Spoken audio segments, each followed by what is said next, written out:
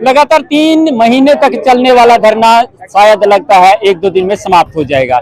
मेरे पीछे की तस्वीरें आप लोग देख पा रहे हैं, ये शहीद धर्मपाल का पार्थिव शरीर जो है यहाँ से उठा करके गौशाला के अंदर रखा जाएगा। आज के जो फैसले आए हैं उनको लेकर के हमारे साथ इस धरने पर लगातार अपनी हाजिरी दे रहे सरदानंद राजली जी है।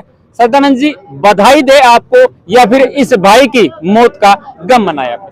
देखिए, आज तो गम है क्योंकि 6 दिन हो गए लगातार हमारा जो शहीद भाई है हमारी आंखों के सामने है, हम उनका अंतिम संस्कार भी नहीं कर पाए।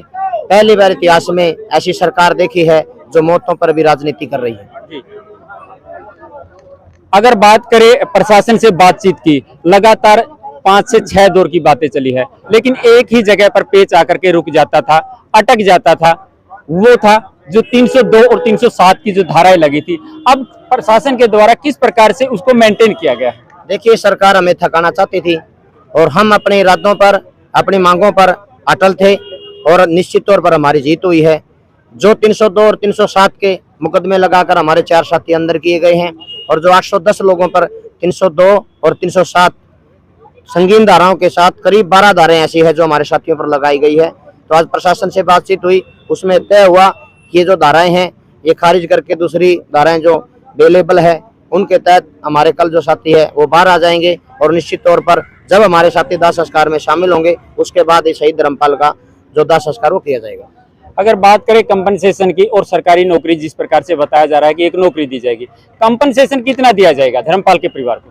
देखिए, जो हमारे प्रशासन के साथ एक मीटिंग हुई है और जो कंपनसेशन की बात है, मुआवजे की बात है, वो उचित मुआवजा में जिस तरीके से हमने 25 लाख की डिमांड की हुई थी वो जो बातचीत करके आए हैं, हम सीधे ऊपर नहीं कर सकते, तो उचित मुआवजा जो हम संतुष्टजनक हमें और एक सरकारी नौकरी का जो प्रावधान की हम मांग कर रहे थे, जो आज जिसी रेट लगा लो या जो भी है उसके हिसाब से वो नौकरी भी मिलेगी। जी, हमारे साथ सोहनलाल खेदर जी है।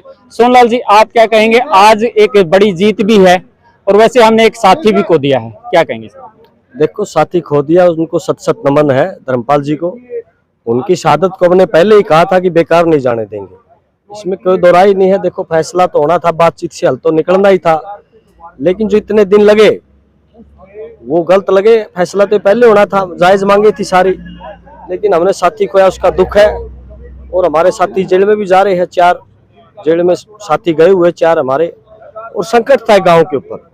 लेकिन आपने रात देखा, क्योंकि हमें पता था कि जीत तो हमारी रात ही हो चुकी थी, कल शाम को ही हो चुकी थी जीत तो हमारी, क्योंकि हमने जब कैंडल मार्च शुरू किया, गांव का हर छोटा एक बच्चा जो प्रशासन डरा रहा था वो एक जोश के साथ निकल गया, उनका डर एकदम खत्म हो गया। रात को ही पूरा गांव, महिलाएं, बच्चे, बुजुर्ग, पूरा गांव गलियों में निकल गया, सैलाब आ गया एक गांव के अंदर। और सीआईडी की रात ही ऊपर रिपोर्ट चली गई सीएम साहब के पास कि गांव पूरा तैनात हो चुका है और गांव पूरा एकदम लड़ने के लिए आधी रात को ही बाहर निकल चुका है मोमबत्तियां ले लेके। और मैं गांव को बधाई का पात्र देता हूं, बधाई के बिल्कुल महिलाएं, पुरुष, छोटे छोटे बच्चे जो 90 दिन से लगातार यहाँ पर संघर्ष किया, वो सब बधाई के पात्र है। जो बधाई उनको देना चाहता हूँ मैं, मेरे साथियों को जो जेल के अंदर हमारे इस संघर्ष में साथी जेल के अंदर गए हुए हैं, जिन्होंने लड़ाई लड़ी। और बाहर के जो संगठन थे, जन संगठन थे, मजदूर, हमारे दलित पिछड़ा वर्ग के साथी, किसान साथी, हर वर्ग से समर्थन मिला, मुस्लिम समाज से भी हमें समर्थन मिला। यहाँ पर धरना 36 बिरादरी से ऊपर उठ के, धर्मों से भी ऊपर उठकर यहाँ पर हमारा धरना चला और एक भाईचारे का जोड़ने का काम किया इस धरने ने, जो एक बिखरा हुआ भाईचारा होता है इस धरने ने। और हमारे धर्मपाल जी को मैं सत नमन करता हूँ। और सरकार ये अगर खरा उतरती है तो ठीक है, वरना पलट तो बिल्कुल तैयार है, हम संघर्ष के लिए तो आगे भी तैयार है। अपना जुबान पर हम तो ये कहते हैं सरकार से कि खरा उतरे, जुबान पर जो वादा किया है, जो आज समझौता हुआ, उस पर खरा उतरने का काम करे सरकार।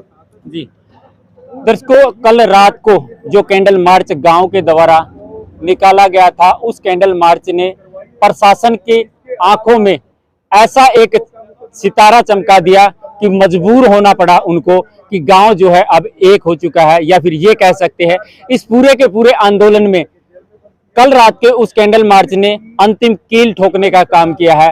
तमाम मुद्दों के साथ हम आपके बीच इसी प्रकार से आते रहेंगे, लगातार इसी प्रकार से आप हमारे बीच जुड़े रहिएगा अपने सहयोगी मंजीत गुणपाल के साथ। मैं आपका साथी नरेश कुमार।